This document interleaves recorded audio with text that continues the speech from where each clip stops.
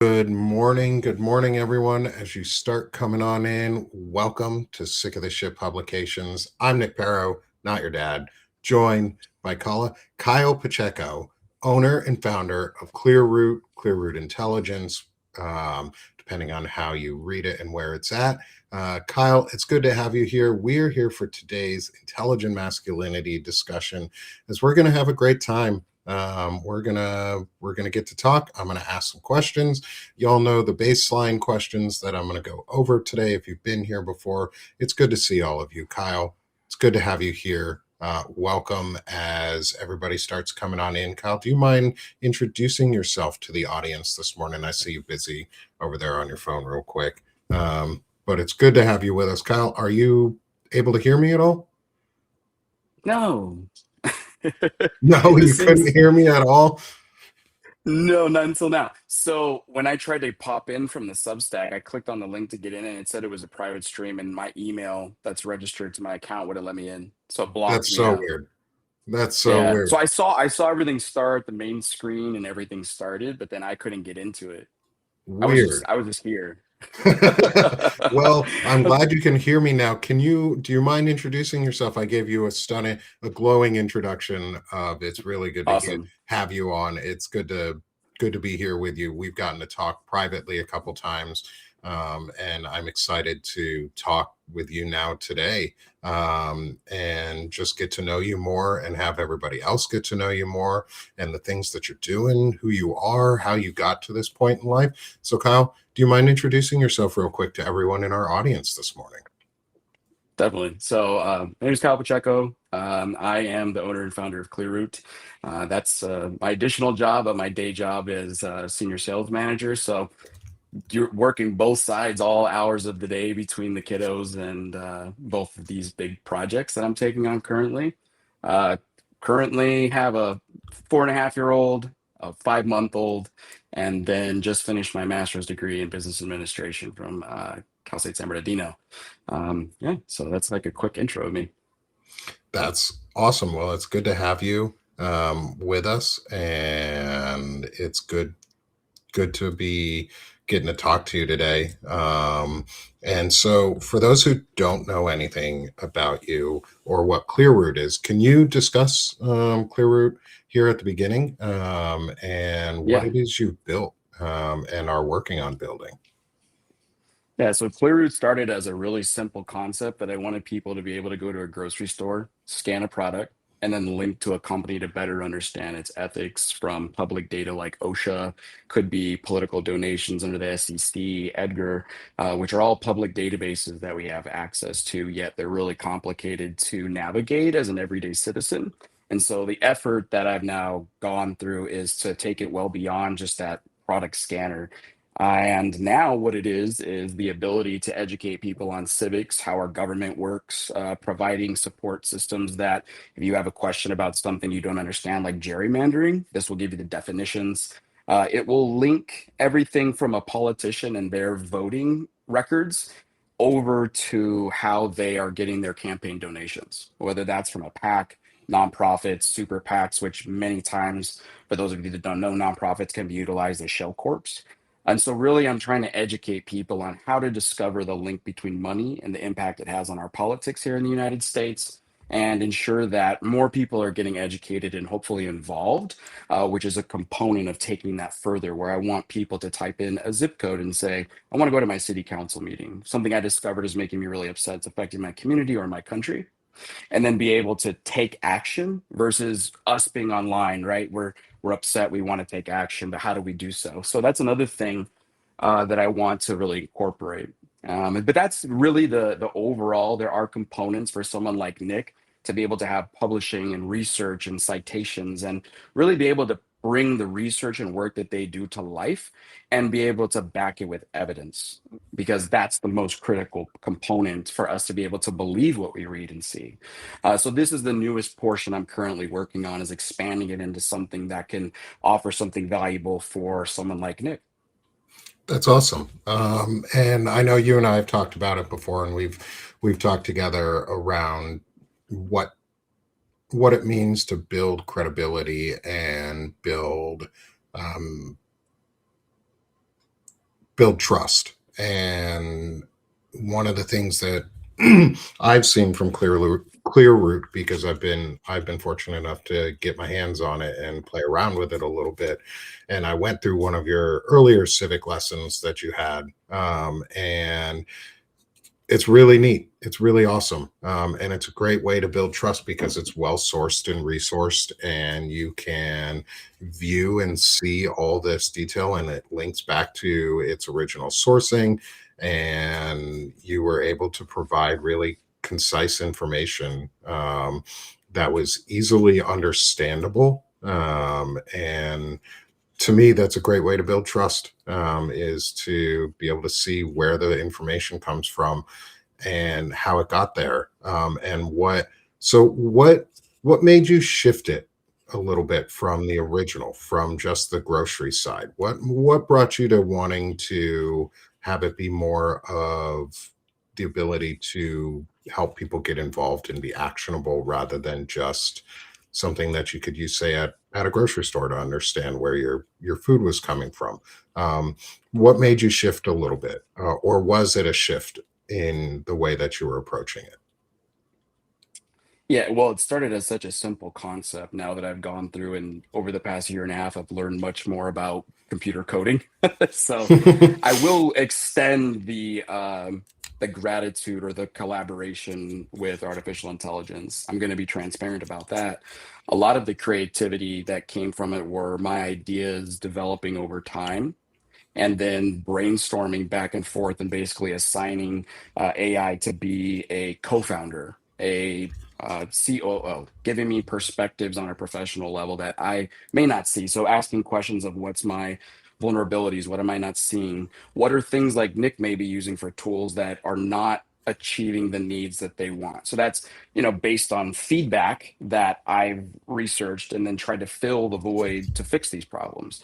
But moving away from the original was because as I was finishing my master's program, watching people like yourself and other streamers and all the news I read and all the resources that I, pull into my daily life, it made me very upset. Like I want to be a participant of change for the better, of course, but the hardest thing is what I said. How do you get involved and where do you start? That's a conversation my wife and have had where we're talking about these current issues. And she's like, well, what can I do about it? I'm like, you know what? Here's some things we can start doing. And those types of conversations are what then influenced me to develop it well beyond just a product scanner. And at the time, I was also scoring companies, which then, to your point, Nick, right? We always have to think about where my mission is, which transparency has to be equal from my side to a company, but also to be unbiased. I'm not able to really make a judgment call with some type of rating without a very agreed upon, let's say, structure or algorithm that makes that determination. So I've taken scoring out. I put more of a discovery system into there. And honestly, as it built, I started to learn what it needed to be, both for the public. And then after you and I met, Nick, actually, just those like, I don't know, we met maybe for an hour about about the company. And you gave me just a few notes of what you thought would be valuable to you. And then I ran with those ideas and said, okay, well, if someone like you needs this, then where do we take it? What tools does Nick potentially use and how can I make it better? Or how can I incorporate that and make it a better ecosystem? And so today, I would say that because I've incorporated what the industry segment would be, like journalism and investigative journalism, which is really one of the focuses for those that will be what is considered the MVP for the application, is that now you're able to actually build out of it and send it somewhere and highlight your publishing. And people are learning not only to draw connections themselves, but then also then being able to draw connections through research. So that I think is something just over time it organically developed through ambition and focus and continuing as consistently as I could, given having kids and being in schoolwork, all that, right? That I Mhm. could completely develop this further and further and further. So it was just an organic development over time. I didn't slingshot to the end idea.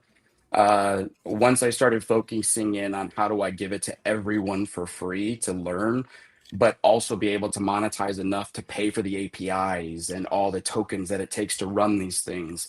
That's where it becomes critical. Not that I want to have a bunch of money for the company, it's that it needs money to be able to produce data fast enough and consistently enough where it's actually effective. So, looping this into our overall conversation that we're going to have today around masculinity, one of the biggest things I've come to see through all these discussions, and it's something that I've had to do myself, is the idea of self-reflection and self-evaluation. How do you tie that in to self-reflection and evaluation to make the product that you're working on better?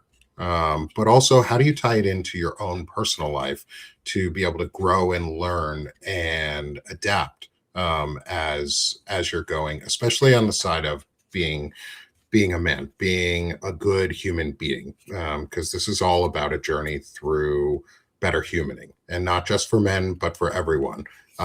So, how do you use that tool that you are learning in the business side to better yourself on the human side?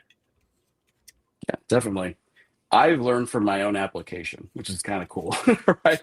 I've made something where I've researched a product, a company, and I start finding my own connections, and I'm like, whoa, what? Like, I didn't know this. So I think that in and of itself alludes to the fact that we need to be vulnerable and not fall into the trap of cognitive dissonance or be in an echo chamber. And that's also, again, going back to the conversations I've had with my wife, where as weird as this may sound to ask this question to some people, and I wouldn't say I would ask this question of myself today, but when we were going back to 2016, 17, when Trump got elected, it's the question of, do we think we're right and we have the best morals and we just don't understand? Are we not seeing the underside and we're just in our own, again, echo chamber of just not being in agreement or understanding? Obviously, as we reflected, it's like, no, we see where we are today. We were right that we were on the right, let's call it the right side of history. But I think that the most important part of the application to be vulnerable is to open up and be able to challenge your own beliefs, maybe the way you were raised, question the things around you, question the people that are there near you, have difficult conversations. And having the education from this application then allows you to apply that more effectively. So when you're having conversations, you're not then regurgitating something you just heard someone say, like a politician or a government official or whatever it may be that you're talking about in this topic. You now have more of an ability to stand on that. So I think reflecting on myself also is about, when you read something like legislation, how does it impact people I care about, I know, or maybe don't know? And that's something I think that I've now realized over the past year or two, that in America we talk about the pick yourself up by your bootstraps. It creates this very individualistic and isolated mentality of no one's going to help you, so you figure it out always. And I think that's the point where we're tying this into masculinity, is that I'm really bad at asking for help. And I don't think that just being a man, I was raised sort of like a latchkey kid, and I was very independent in that sense of being able to discovered myself uh, as an individual, but then also what is a man, right? And that kind of segues into how I've understood the future experiences that I've had. And after reflecting, realizing, wow, I was kind of mirroring toxic and horrible men's actions, either toward women or in a general sense of ideology. And when I looked at that, I started understanding what my past was and where I was currently. And I started understanding that maybe I didn't even know what myself as an individual man is yet, until I experienced, let's say, a good time from other good men around me to bad men being around me, and understanding that, wow, I don't want to be like that.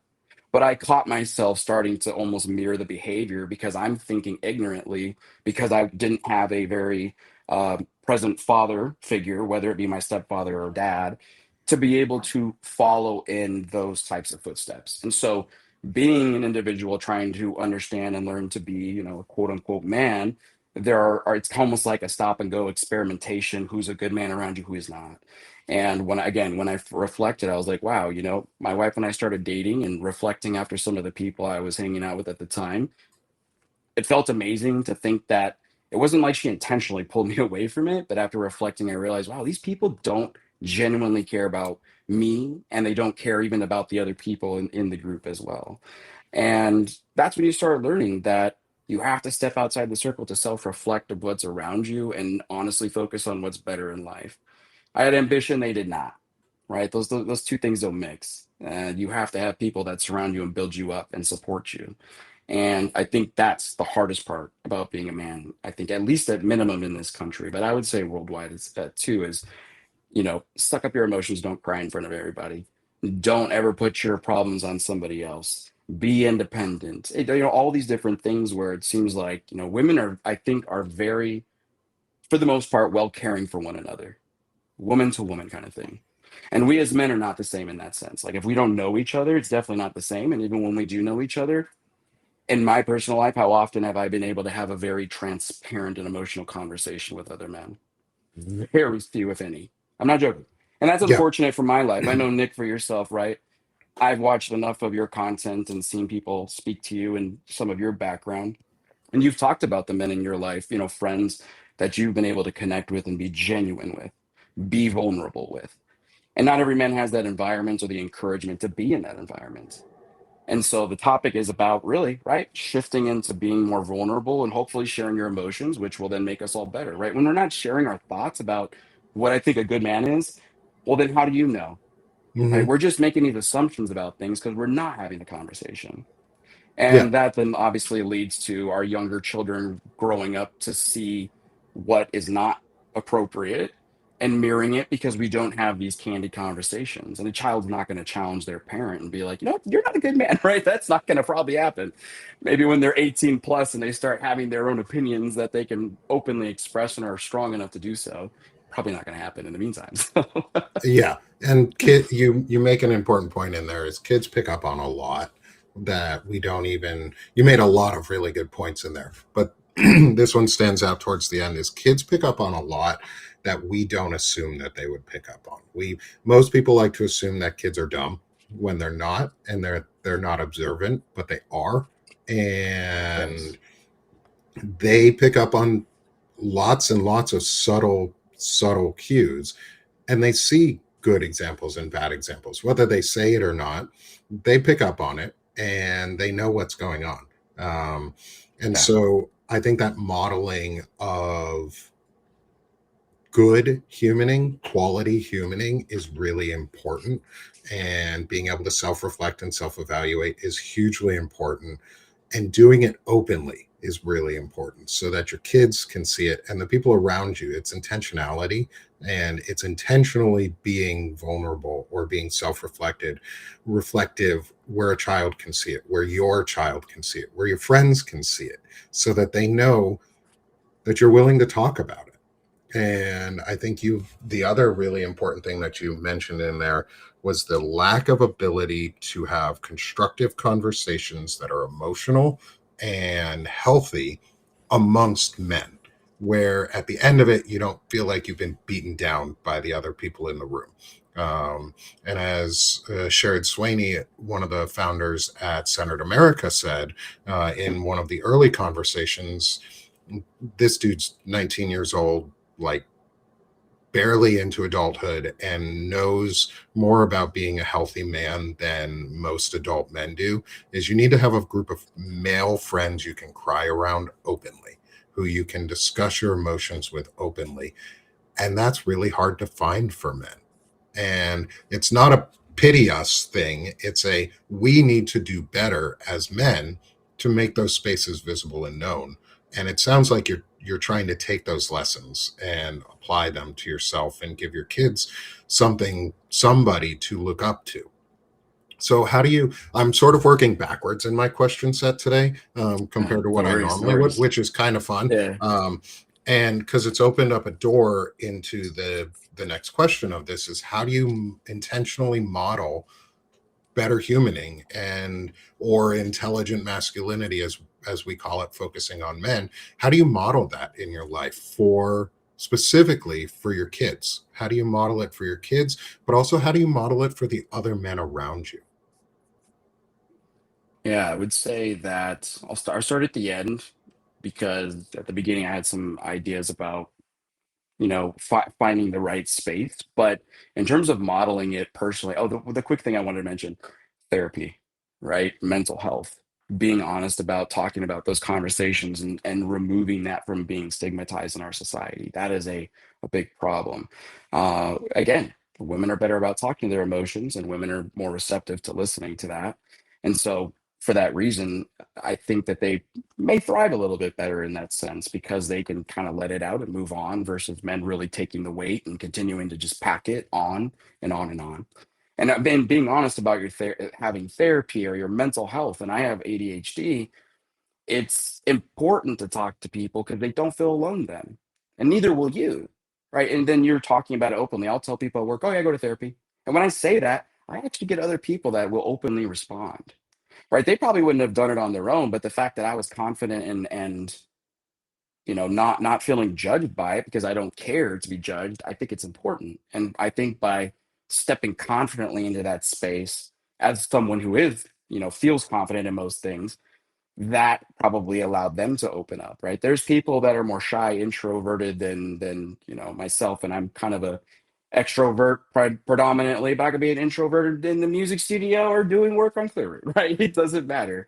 And then going into modeling, I think that my wife and I really communicate very well to make sure that, for one, we're on the same page when we say things, whether it be an action of yes and no or consequences. And that is really key so that, you aren't having this infighting as a couple because you're not on the same page in your child rearing. And that's a very key component to that, I think, as a team.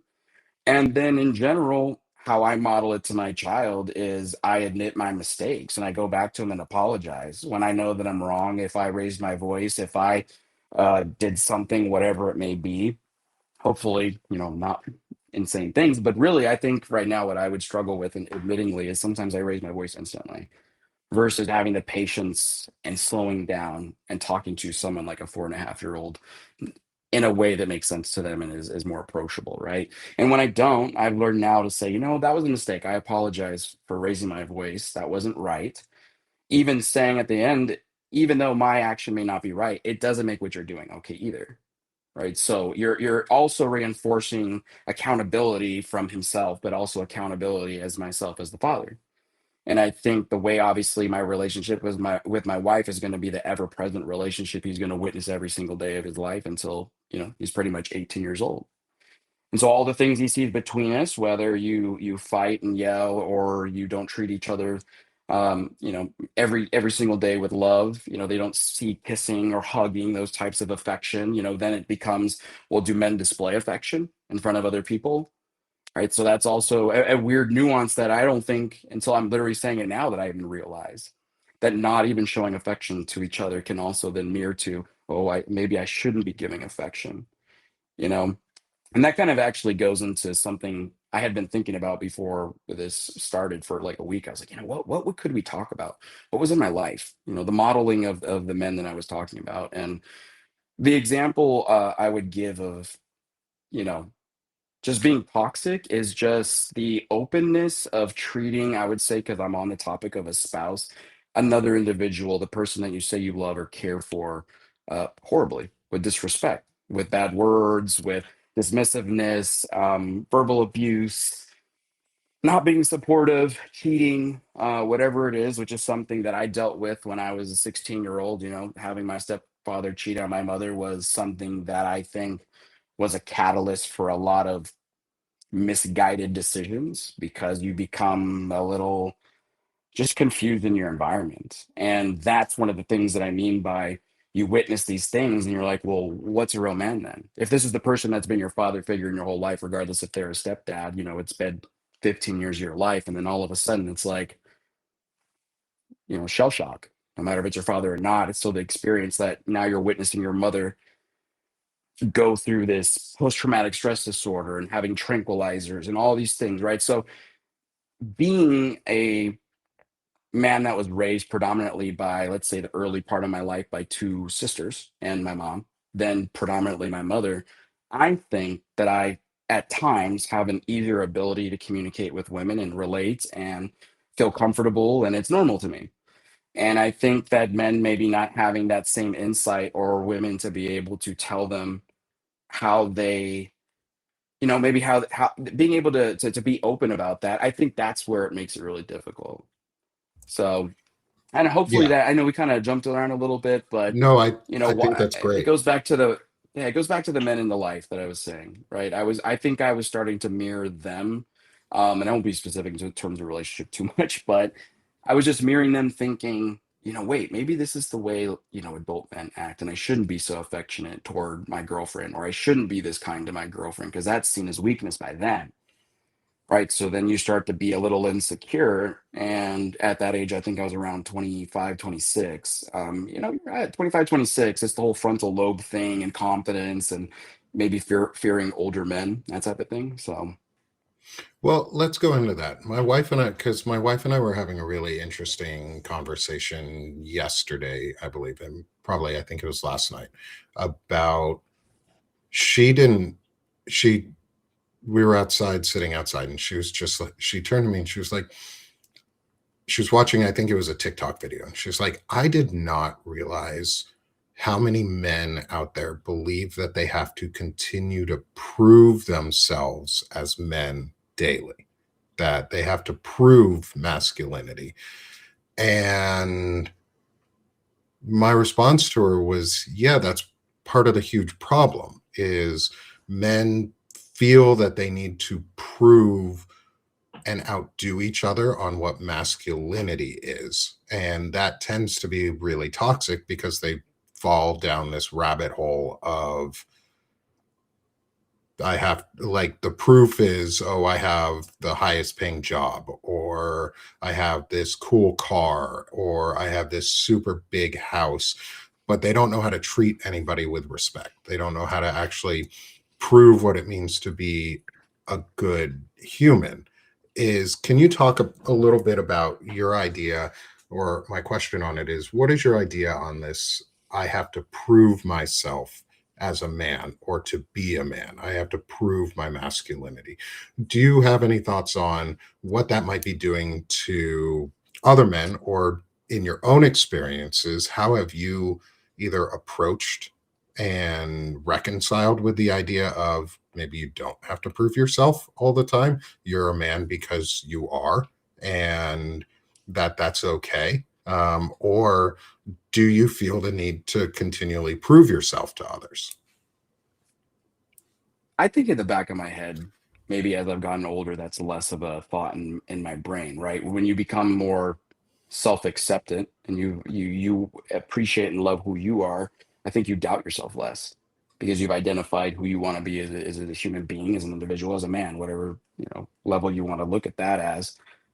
But what I will say is, to your point, that when you fear the backlash from other men or being perceived as weak, then it is, I think, to a degree where you don't know what those other men will say. It's also one of those things where you're like, well, I'd be taken advantage of because they don't think I'm strong. They think I'm weak. They think that they could just punk me, let's say, right? That could be in school or wherever else, which I wasn't really bullied in school, but I've had some moments where I did feel as the weaker person in situations, right? So that puts a little bit of a mentality that changes how you approach life. And after that point, as I got bigger, I was the person being like, yeah, you're not going to bully that person.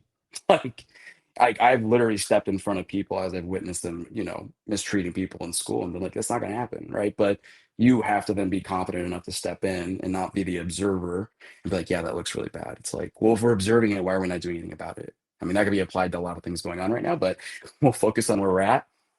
But not having that confidence and strength to be able to step out and do that.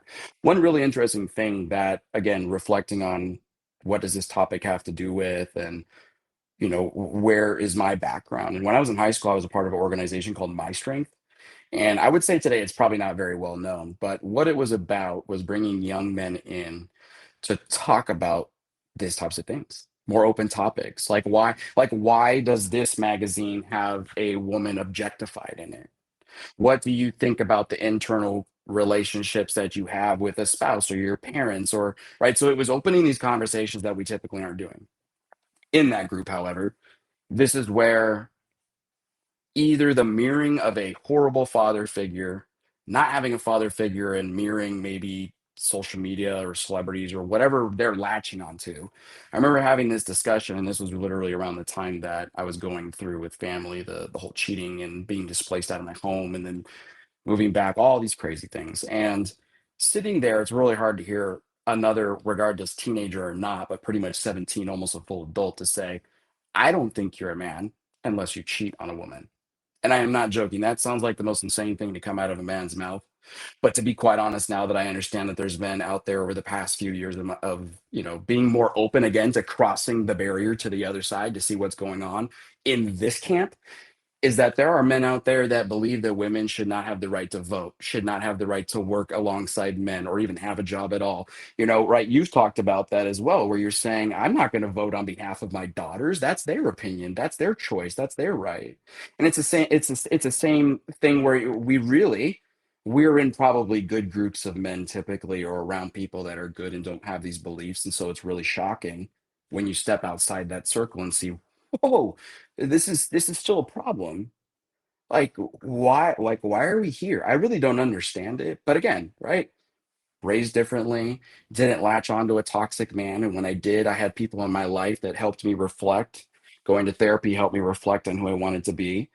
And then understanding how I needed to navigate life and not be around those people. So Well, I to maybe answer, because I've gotten to talk about masculinity and meet with a lot of men for months now. I've started this in January this year and have been doing this weekly, if not twice a week since then. Um, is is we gave up on men, is we gave up on boys in ways, and it's not this, oh, we left boys behind, woe is us bullshit that the right talks about or that toxic men talk about. It is, we left these spaces to be filled by men who had no values. We left the spaces where culture really started, where men heard from other men, to be filled with men who were toxic and who drove the conversation because we just thought, and it was a failing of ours, and I've come to see that, in which is why I speak so much about it, is the failing of ours was the assumption that other men would just follow good men and they would see through the bullshit, but they didn't.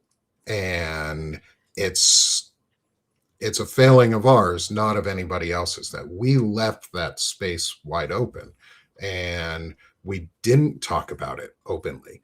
And you came in here answering my question of how do you self reflect and self evaluate, just by preparing for this conversation. You self reflected and evaluated on your own life to prepare yourself to speak about this. And that says a lot. Like, that says a lot that you're willing to look back so that you can keep moving forward. But it also says a lot on like how you're approaching the anti empathy culture and the anti like humility culture. Is you're willing to self reflect and grow and make changes from your business model that you started to how you see yourself as a parent, and escaping the toxicity of your own past, or your own failings of having no real male figures in your life. And I think for many, that's a problem. And I'm not saying everybody needs a dad, but they need a male figure of their own, of sorts. They need someone that they can look up to, who can display crying and can display talking to their spouse and having good open communication. And I love that you talked about that, was how you and your spouse communicate really clearly with each other and work together. Do you see, and I know I probably know the answer to this question, so it's sort of a leading question, is do you see your spouse as a partner, or do you see them as someone you control? And what is the difference between those two statements in your eyes? oh, that's really interesting. Of course, I don't see as some type of ownership over her. She's very much an individual and autonomous to her opinions. But I think it's important to respect those opinions. And I think it's been hard, but I've worked on over the past few years to have the most difficult conversations that you can have, whether it be between each other, the world, children. Um, I think that's a thing that a lot of men, I believe, would probably need to work on, is being able to have those difficult conversations and be able to put the barriers down and be respectful about the way you approach things too. And I'll be honest, I've had some conversations where I didn't know how to initiate them.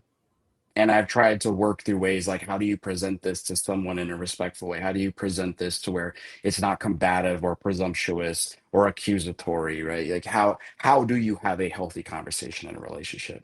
And I didn't really see that, right? A lot of what I've seen in the teenage years were arguments about cheating. I'm not even joking, right? And then two parents, or stepdad and mother, pretty much never being together. One's in this part of the house, the other one's in this part of the house. It's like you're kind of this awkward teenager between, I don't, just these zones, I guess you could say, Mhm. right? And I think that a lot of times, again, when you reflect and think, what do I want to be and not be? I look at some things sometimes that I really just don't want to be. I want this to be different for me. I want this relationship to be for me. I want my children to have the father figure. I want, right? What do I want, kind of thing. And I know one of the questions, and it was just kind of inclusive of this, is latching on, or finding, I guess, maybe not latching, but finding someone to model as a father or male figure. For me, it took me I wouldn't say a long time, but I didn't realize where I should focus my attention. My grandfather was born in 1932. So, fairly older, different generation, predominantly on the right, GOP. But what I will say is, over time, as he, I think, reached his mid 70s, maybe actually, maybe like early 80s, which, it's kind of unfortunate that it took this long. He started to understand the other side of the aisle more. He understood that there are people taking things from other people. He started to understand that LGBTQ is okay and I don't have to be opposed to that, right? Those are things that he, as a man, also modeled unintentionally to me, that I can grow as an individual and change opinions, which I was impressed by that, because obviously I disagreed with his ideology, but at the same time, it was impressive to see someone at that age, like the old dog new trick thing, right? How do Mhm. you actually change that mentality at that age? That's a complicated thing, I think, to overcome. Because again, you have to get over your own beliefs for the past 60, 70 years and get out of your own way to have someone tell you you're wrong. And when I realized that I was latching onto the wrong people, I'm like, well, it doesn't matter that he's from an older generation. My grandfather treats my grandmother with respect. I remember the one big thing that stuck with me is, we never go to bed mad at each other. That was a huge thing for me. And I think about that today. And that's also something I've applied to my relationship. My wife and I have talked about that. It's like, I don't want to go to bed ever mad at each other. I think it's a really important thing, right? You don't want to wake up already sour, remembering the previous night. So I think that's one of the really critical things that I saw in him. The way he just, it wasn't about chivalry, but he just took care of my grandmother on a level that was just very respectful compared to many of the men I had seen in my life. And that's why I respected him so much. And not only, and this has nothing to do with stereotypical activities or roles, but he taught me things like woodworking and taught me things about building, or learning other things. And sometimes he would criticize me for maybe my actions, right? So he would also hold me accountable as a person. And so I think, yeah, you have to look around, and maybe it's the unsuspecting person that maybe you were assuming couldn't be or wouldn't be the person, or even just overcoming which your assumptions were, that it's okay to be with someone that's a little bit more vulnerable, may cry in front of you. I think that's a really hard thing. It's like not crying in front of other men. I think that's one of the hardest things. And it's funny, my wife says, I don't think she probably gets as upset when women cry, because I think maybe in her brain she anticipates it. But she said that, she's like, oh my God, it's so hard to see men cry. It's like more What painful for her than women. You're like, all these women cry. And you're like, oh my God, you must be so hurt because I never see men cry, right? It's like, no, we're just crying in our cars on the way home. Like, how do you help challenge, because this is, I think, a really big piece of all of this, is learning how to actually properly express our emotions and let our emotions out in ways that are constructive rather than destructive. Is how do you in your life help bring about, and how do you help other men around you understand that it's okay to cry? How have you helped some of your friends, or have you been able to help any of the folks that are around you, or um, maybe even and hopefully learn from um, the men around you? Is like, how do you help make a space that expressing your emotions in a way like crying isn't seen as weird or out of the normal? Because I've heard that too, and I've heard the same sentiment you just gave there around, like, when a man cries, there's got to be something really wrong. How do we change that so that men crying and expressing themselves in these ways isn't seen so much as there's got to be something really, really wrong, but it's an expected natural behavior? And Yeah. so how do you help model that for you, both for yourself, your kids, but also the specifically the adult men around you, and to help build that up? Because we need to help train other men these things so that they can then bring it about into their lives too. I think that's really hard. I think it's, if I'm being quite honest, I'm not Mhm. gonna sugarcoat it and make it something it isn't. But I think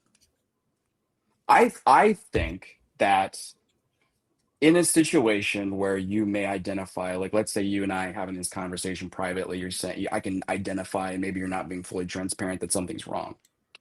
Not only should I care whether or not you're just an acquaintance, or friend, maybe not a stranger, but maybe even so, you should be comfortable to be able to have conversations with strangers too. But it's not just about saying, hey, it's okay to cry. You could say that. I think that's opening, but we haven't then broken the link of, well, I still have to protect myself. You're not showing me your vulnerability, so why would I be vulnerable? So using the words to just tell somebody you can be vulnerable won't necessarily gain the action that you intended to give. I would say that just like children, modeling that you're vulnerable is much more of an effective way, because then that person will immediately understand this person is okay expressing their emotions. I could probably confide within them. Now, of course, at that point, if someone were to come to you and they start to talk, but again, very hesitant, then you could say, hey, you know what? It's okay to cry. I cry sometimes too when I feel, really emotional or upset. And the topic you're talking about is something that would really hurt me as well. So do you want to talk about that more? You open it where it's not forceful. And again, I think it's more for me. I think modeling it by doing it in a workplace, obviously appropriate type of emotional display, internally at home, and then, in any types of other friendship circles. I think it's just critical that you just be yourself in the way you want to be and be vulnerable all the time with the right people, of course, you're comfortable with, but don't try to hide it. And I definitely know that my vulnerability I've hidden, or you know, hide crying, or even now, right? It's funny that, when I was younger, I would watch movies and I didn't feel as emotional towards things, but now my brain instantly sees pain in people and links the emotional experience they're having, whether it's fictional or not.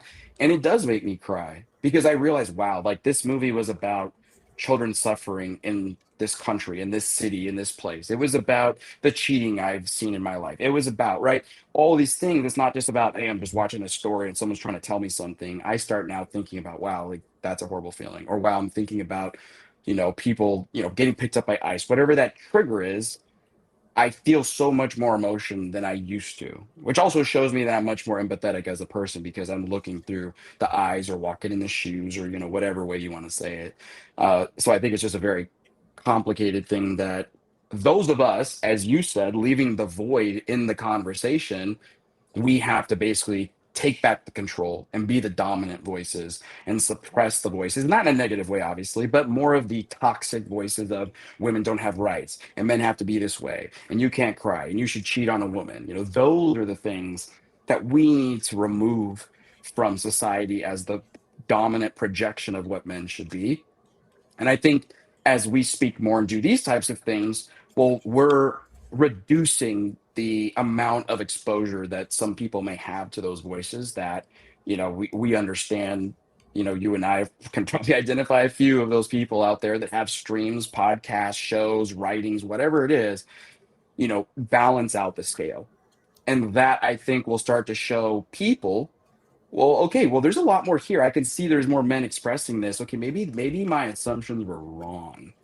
And maybe I should reflect because I kind of want to be more like that and be around people who want to listen and care about my concerns and love me versus put me over here and tell me to go sit on my island and no one's going to give a shit. I think that's really, really important. And it's something you've said a lot, and it's something that we've been talking about is modeling, is the idea of modeling the behavior and not leaving a void in this conversation. And it takes action. It takes living with the consequences. And I'm going to give you this is the definition basically of what intelligent masculinity is, or better humaning, is the refusal to outsource your accountability onto others and the discipline to live with the consequences of your actions and values. And empathy is a consequence of caring, or they can be caring could be a consequence of empathy, but they go hand in hand, like either way. And showing that you care is much more valuable than just telling somebody that you care. Showing that you are capable of expressing that care is much more valuable than just saying that you care. And you use the example of the be vulnerable to help show somebody else around you that they can be vulnerable too, and that that's an okay thing to do is really important. And regulating that vulnerability to be constructive is the next step. And I think that's a really important part of this is it is it can be easier to take just the first step of expressing a little bit of vulnerability, but then taking the next steps after, where you model that vulnerability repeatedly and then showcase it over and over and over again. That's when you know that you're living with the consequence of that value is you're filling the void. You are actively choosing to live with your values. And I think it's great that you talked a lot about expressing that and modeling it. And you gave a good example of an influential male masculine figure in your life to balance out the full spectrum of humaning. We talk about it on a somewhat binary sliding scale of masculine and feminine. And yes, those terms are limiting. However, they are the common nomenclature. So I'm going to use them just because they're what a lot of us understand. Is who has been building on the conversation about your grandfather and his the accidental masculinity and lessons that he taught you. And even if it wasn't intentional, he did teach you some really great lessons, it sounds like, in the end, is who has been the most influential or meaningful feminine figure in your life? It's a good question. I guess I've never thought about that. It's probably a pretty important question. But obviously, it's going to be my mother, right? She's a very intelligent person, very well educated, very empathetic, very giving, right? She, I think, models what a lot of strong, giving women and intelligent women are. Very much why I respect women because I am surrounded by extremely accomplished and intelligent women in my life. Very fortunate to have that. No one around me, really, whether it be my workplace, home, family, do I perceive as less intelligent than myself. They're all very empathetic and have the open ear and have driven themselves all the way to their master's degrees as well. All the women around me, my two sisters, my mom and my wife, they all have master's degrees at minimum, right? So I see their ambition and I see, and I think I ask her questions now, right? I have a woman next to me every day, so I can ask her questions about, what is the perspective of a woman, or how do you feel about something, and it gives me perspective and understanding not only how to talk to her, but how to talk to women in general around me in the workplace. And so, yeah, I think my mother and my wife would be the most dominant. Sisters would be included in there too. You know, they were the ones taking me to school in the morning and all that stuff. So, you know, they're very close to me and all the things that they've expressed too. And kind of one funny thing is, you know, in high and they were in high school at the time. I'm about like 8 years younger than my younger sister.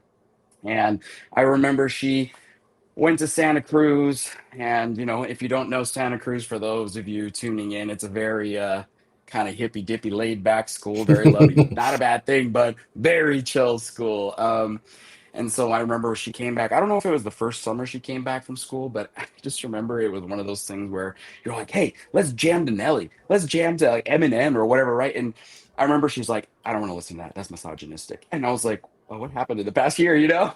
But I realized, right, she was enlightening herself on the language and the music and how it treats and subjugates women, regardless if it's intentional or not, is the same thing as what we're putting the image out there of what is acceptable, right? And it goes back to what I mentioned about the guy in My Strength. Was he not having a father figure and listened to a bunch of rap and music videos and were just like, yeah, that these guys dismiss women and it's okay, right? Where did you get that ideology from? And so again, you know, it's crazy to think like he lived with his mother for sure. I don't think he had a father figure in the home. So I also think that's very odd to me that you don't have enough self-reflection to respect the people in your life to understand like would your mother want to be treated that way?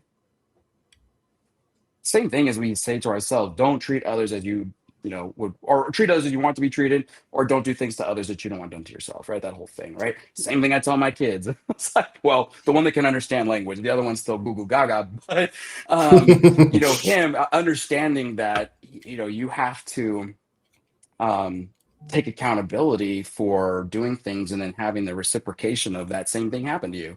Well, you did it first, or you did something at this day and now it's happening to you. Do you see how you don't like those things? And when you take those actions against somebody else, how that's not fun, you know, like, so, yeah, I think that's one of like the critical things.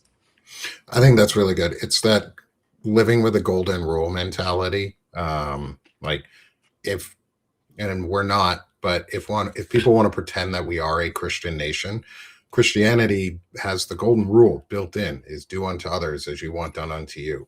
And yet we don't seem to ever embody that idea. Nobody wants to embody the idea of doing unto others what they'd want to do, have done to them, because nobody would want to be treated like dirt, and nobody wants to be treated lesser than. And the the question that I ask myself a lot, and it's very similar to what you said, is, but it's on the, if I did this action to somebody, would I be okay with it being done to me? And if the answer is no, then it's not worth doing. Like, it's not a good thing to do overall. I mean, there are some actions like punching a Nazi in the face. Would I want to be punched in the face? No. But I also wouldn't want to be a Nazi. And so you balance it out. Like, there's a balance point Yeah. on certain things. Um, and so I think it's learning those lessons, and it's interesting to hear your all these experiences you've gone through, and get to know you more, and hopefully people in the audience have enjoyed getting to know you more as well. It's really fun to be able to have this conversation about modeling positive behavior, modeling behavior that is self-reflective and self-evaluation, is self-evaluatory. I think I said that word correctly. And how it's intentional, how what you're doing is intentional. You're not doing it by accident, and you're purposely learning and willing to grow. And I want to make sure that you, hopefully you take pride in what you're doing, and that you see that it's worth doing. And so maybe before we get into the final question set that I have, which is our Mulan questions from I'll Make a Man Out of You, is, what do you, when you model this behavior? And again, I probably know the answer to this question, because it's been very similar for a lot of us men who do this. But when you model this behavior, there is a bodily response to it when you do these things that are intelligent or positive or better humaning. How does it make you feel? How do you let yourself feel when you do these things, and how does it make you feel? Makes me feel better or just good about the actions I've taken. And I say that back to right speaking to my son when he went to bed and the end note was not good. I'll think about that for a very long time until I'm, up maybe 3, 4 hours after him and I'm thinking about it like, man, I regret that. Like I wish I had left it on a better note. I wish I had had this, right? So I feel bad when I don't do these things now. When I don't take accountability, when I don't have the conversations, when I don't confront these things honestly, it sits with me now more than it probably had in the past. Because, maybe I would hurt people and it's like, ah, whatever. Like I'm not even thinking about it. And I think that's where a lot of people are that we see in the figures and leaders right now is that it's kind of like, well, I don't care how this impacts anybody else, because it doesn't impact me. Right. So I think just you feel good as an individual, as a human being. I think when you help other people and care, and it makes me feel better to be there for people. Because sometimes you get the simplest action you do, where it's like, hey, you gave somebody something, or you gave them an ear for 2 minutes, and they're like, wow, thank you so much for that. Like no one's done that for me. I didn't know who to talk to, whatever it may be, right? And when you're the vulnerable person, I'll tell you this now. In my workplaces, I can't count at this point in my life how many times I've had both men and women come up to me when I'm just randomly working in the day. They're like, "Hey, can I grab you for a minute?" Like they've either talked to me about emotional things, workplace things, and issues, or career advice, even. Right? It's because I talk to them very openly, like this is a safe space. And again, modeling it, they see that. I didn't walk up to them and say, "You can talk to me anytime you want." They perceive it by the way I act, that they know that they're in a safe space when they speak to me, and that if it's something private, I'm never going to repeat it. Just not the type to talk drama, right? I don't, it's not my business to share any of your business. And my life is less interesting if I have to talk about everybody else's to entertain my conversations. I love that. I like that. Yeah, and it shows in the end, we've talked about this. I've talked about this with plenty of folks before too, is in the end, somebody is safe and somebody is aligned with these types of your values because they exude an aura of it. There is something that you can perceive about people that when they are a safe person to be around, when you can discuss things with them. It's very obvious in many subtle ways that we don't pick up on ourselves. And I'm glad that you were able to answer that first question too, of how does it make you feel, which is it makes you feel good. And I think so many people are taught to ignore or to downplay those feelings of it feels good just to do this because it's the right thing to do and because it aligns with your actions and values. Is it it makes you feel safe yourself and it makes you feel good, and then others see that. So continue to do that. Like for men out there, go do that. Like go make yourself be that person that others perceive as safe because you are. Just by being. Like make your existence a safe existence and others will come to you. Others, like it's the old saying, if you build it, they will come. If you feel your emotions constructively, others will come and feel their emotions constructively with you, and you feel better when it happens. So take that in, everybody, because that's really important. We're going to do our lightning round too. So the one note I'll add just to end that little segment is I Mm-hmm. just read an article that was talking about what influences or creates popularity. Had nothing to do with looks, had nothing to do with like money, flashiness. It all had to do with the individual. It was the gravitation of energy. That's the point of the article, which I thought was really funny. I was, I'm mainly in the political stuff, but I came across Mm-hmm. that. I was like, check this out real quick. This is weird. So I mean, but it was interesting to see that it has really nothing to do with anything else. So to your point, it's about the energy and the aura that you carry around you. Just like when you don't show the emotion, doesn't mean that people don't feel that you're angry, sad, or whatever else, right? So, anyways, Mm-hmm. yeah. So let's jump into those next questions. And by the way, Yeah. Mulan's one of my favorite Disney movies. Nick's is too. Mushu's the funniest. Mushu is the best. Gosh, what a great movie. What a great movie. I never watched the second one. I only allowed myself to watch the first one, and I didn't watch the live action one. No, not Don't yet. watch it. Okay. I've Nothing like the always I've original. always stayed away because I was like, I just want to keep this memory intact of how great this movie Yeah. is, and just let it be. So, but that said, I've sang this song a lot when I was in high school, in college. I'll make a man out of you. It's our clarion call to action for men. It's the Let's Go Girls of men's songs. And I think men and boys can keep a lot and pull a lot out of it. That's not just like the be masculine, be strong, be buff. There's a lot of vulnerability in that movie. And I think it's really good to reflect on it. So here's our lightning round questions. There's no wrong answer. There's really no right answers either. We've gotten some really good ones too. And sometimes you might not even have an answer. But here we go. First question. What does it mean to you to be as swift as a coursing river? It's like I know when I read these questions, I was like, "Ooh, how do you do this?" But I would say swift as river is taking action, whatever that may be, and I would say that it could be something stepping up and protecting someone before things get worse. Great answer. Second question. How do you embody the force of a great typhoon?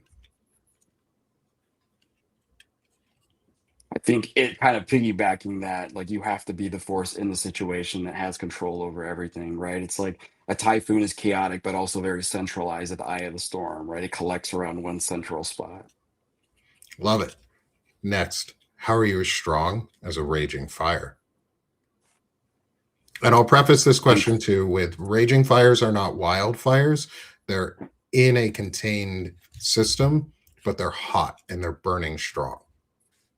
yeah, like kind of like the what is it, feeding the coal in the train.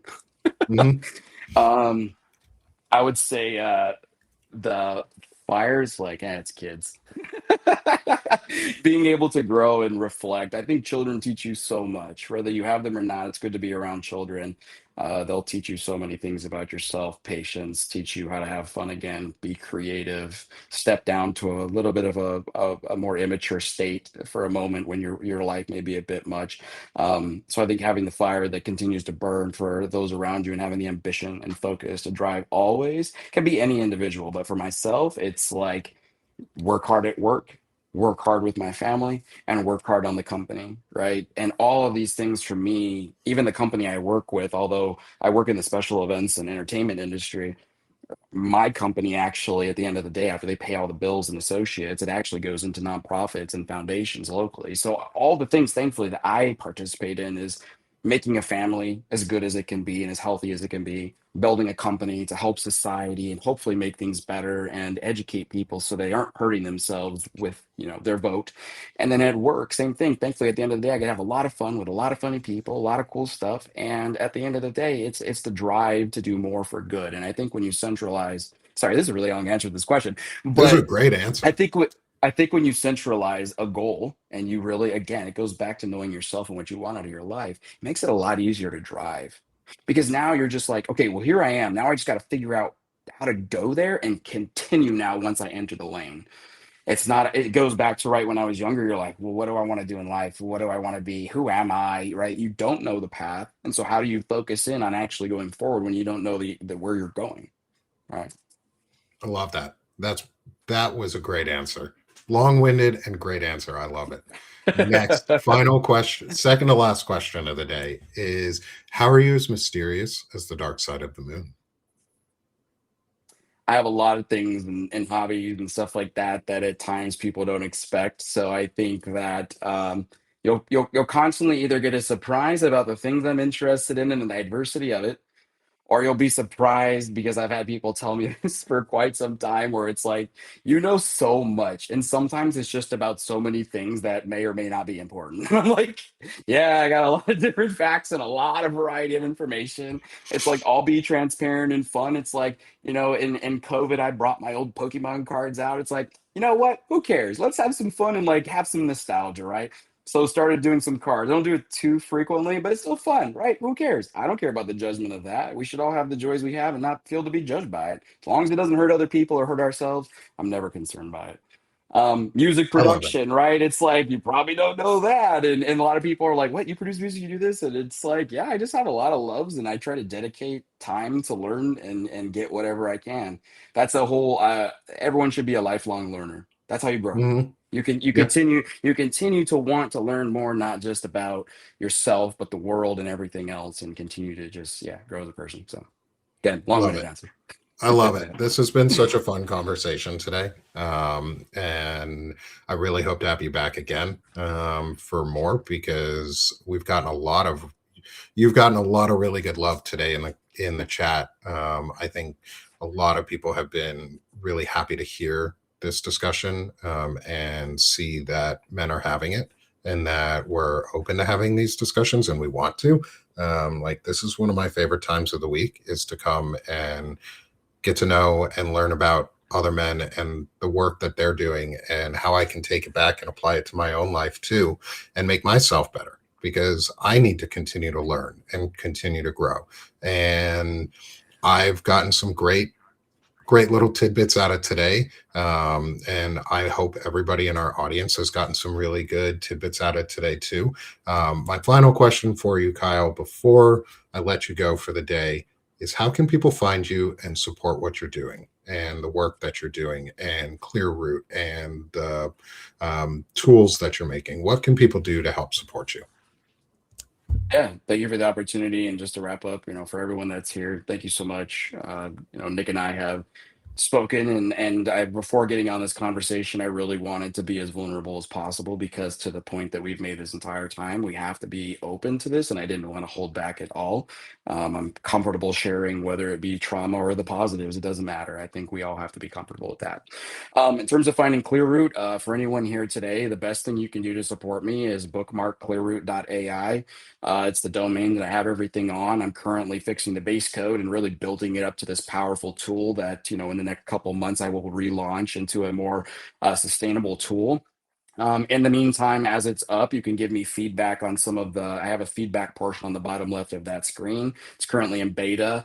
So anything you can give me. You can also email contact@clearroot.ai and I will be able to read those emails. I'd love to connect. And the last thing is I've now reached the point where I'm confident enough that this business can be successful and thrive and actually have a positive impact, not just in our country, but hopefully it will move on to other places in the world. But offering time. Maybe you can take time to review code, give ideas, take a 10-minute call with me. Maybe you've got a skill set that could be offered. And at this time, yeah, we're kind of building, right? Basically a startup. But at the same time, what I'm doing, I think, has so much value that I think that those that are interested in this topic and doing better would find immense joy and feel importance in what you're doing when you feel as though maybe you can't or aren't be able to do enough because of your platform or your voice, or you're not a celebrity, or not a leader, right? We all have that voice. And I think that's another thing that I really want to hit home is that we all have to come together and start to rebuild in-person communities, not just our digital communities. That's great. I love that Nick and I can connect. I would never be able to connect with Nick without Substack and the internet, but I now am more, giving more of an effort to speak to my neighbors and make those connections. We had our neighbors came over with a dinner in our home, right? My first house, about 8 years ago, that would never happen. Right. So we all have to make that effort. And that's what I want to create, more of a community where everyone can get involved, do great things. So anyone that wants to reach out and just say, hey, let me learn more about what I can do, I would love to meet with you. I love that, and it's something that I've mentioned before on this show and others is impact your sphere of influence. Is make sure that you put your efforts into impacting your sphere of influence, and that sphere doesn't have to be large. It can be one person, it can be two people, but impact your sphere of influence. Do something to build your community, and as you continue to build your own personal sphere of influence in a positive way, in an intelligent and better humaning direction, you'll find that your sphere grows and your community around you grows because of it. So, Kyle, this has been such a wonderful conversation. Please, everybody in the audience, make sure you smash the heart one last time and hit the subscribe button if you're on Substack in the top left corner to make sure that you're following along with Kyle and Clearroot and the work that he's doing.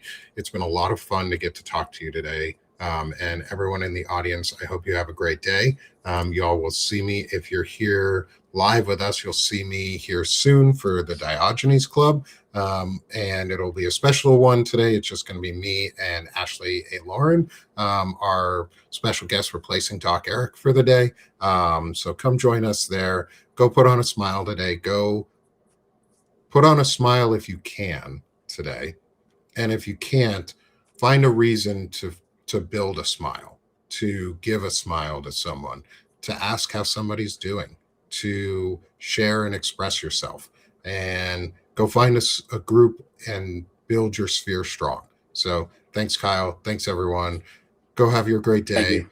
because we're done being sick of this shit here. And now we're doing this shit. Thanks, everyone. Stay